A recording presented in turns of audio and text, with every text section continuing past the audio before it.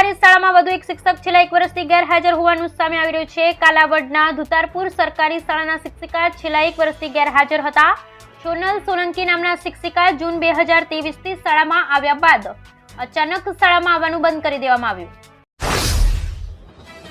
પતંજલિ ભ્રામક જાહેરાત કેસમાં સૌથી મોટા સમાચાર સામે આવે છે। વાસ્તવમાં આજે બાબા રામદેવ અને આચાર્ય બાલકૃષ્ણને પતંજલિ ભ્રામક જાહેરાત કેસમાં સુપ્રીમ કોર્ટમાંથી મોટી રાહત મળી છે। સુપ્રીમ કોર્ટે આ મામલે માનહાનિનો કેસ બંધ કરી દીધો છે। અમદાવાદ આરટીઓનું સર્વર છેલ્લા 24 કલાકથી ખોટકાયું છે, ત્યારે આરટીઓની તમામ કામગીરી છેલ્લા 24 કલાકથી ઠપ થઈ ગઈ છે, જેને કારણે અમદાવાદ આરટીઓ પર લાયસન્સ માટે આવેલા હજારો અરજદારોને ધક્કો પડ્યો હતો। આરટીઓનું સર્વર દિલ્હી અને હૈદરાબાદથી હેન્ડલ થતું હોવાથી લોકોને હાલાકી પડી રહી છે। સરદાર સરોવર ડેમની સપાટીમાં વધારો થવા પામ્યો હતો। નર્મદા ડેમની સપાટી 134.76 મીટર પહોંચી હતી। ઉપરવાસમાંથી ડેમમાં 1.41 લાખ ક્યુસેક પાણીની આવક થવા પામી હતી। ગુજરાતની જીવાદોરી સમાન નર્મદા ડેમ 90% ભરાયો હતો। મહત્તમ સપાટી 138.68 મીટર છે।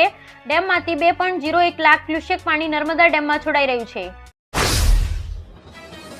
બનાસકાંઠાના ટોટાણા એસ્ક્રેપ કેનાલમાં 311 ક્યુસેક પાણી છોડવામાં આવ્યું હતું। એસ્ક્રેપ થકી બનાસકાંઠા પટમાં તેમજ ખારી બે નદીમાં પાણી છોડવામાં આવ્યું હતું। પાણી છોડવામાં આવતા નદી વિસ્તારના ગામોને એલર્ટ કરવામાં આવ્યા હતા। બનાસ અને ખારી 2 એસ્ક્રેપ થકી બનાસ તેમજ ખારી 2 નદીમાં પાણી છોડવામાં આવ્યું હતું।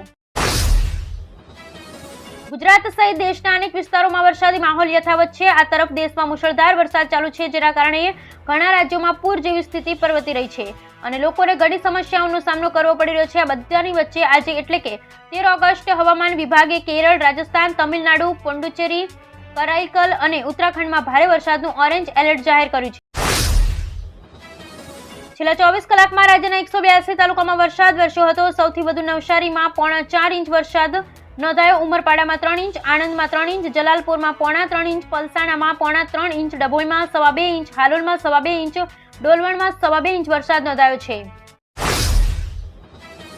સુરત શહેરમાં ફરી એક વખત વરસાદી માહોલ જોવા મળી રહ્યો છે। સવારથી જ આજે સમગ્ર શહેરમાં ઝરમર વરસાદ વરસી રહ્યો છે। સવારથી અત્યાર સુધીમાં સરેરાશ 1.5 થી 1.5 ઇંચ વરસાદ સમગ્ર સુરત શહેરના જુદા જુદા વિસ્તારમાં પડ્યો હોય તેવા અહેવાલ મળી રહ્યા છે। સુરત શહેરમાં અને જિલ્લામાં મોસમનો અત્યાર સુધીનો 88% વધુ વરસાદ વરસી ચૂક્યો છે।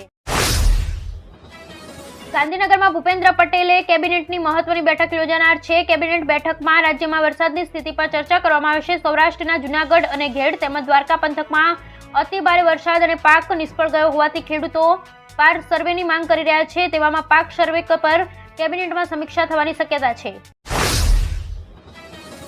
એક્સના સીઈઓ એલોન મસ્કને રિપબ્લિકન પાર્ટીના રાષ્ટ્રપતિ પદના ઉમેદવાર ડોનાલ્ડ ટ્રમ્પના ઇન્ટરવ્યૂ પહેલા ટેકનિકલ ગ્લિચનો સામનો કરવો પડ્યો। તેના કારણે દર્શકોને લાઇવ સ્ટ્રીમિંગ સુધી પહોંચાડવામાં પણ મુશ્કેલીનો સામનો કરવો પડ્યો, જેના કારણે તેમનું ઇન્ટરવ્યૂ 45 મિનિટ મોડું શરૂ થયું। તેના માટે મસ્કે સાયબર હુમલાવરોને જવાબદાર ગણાવ્યા હતા।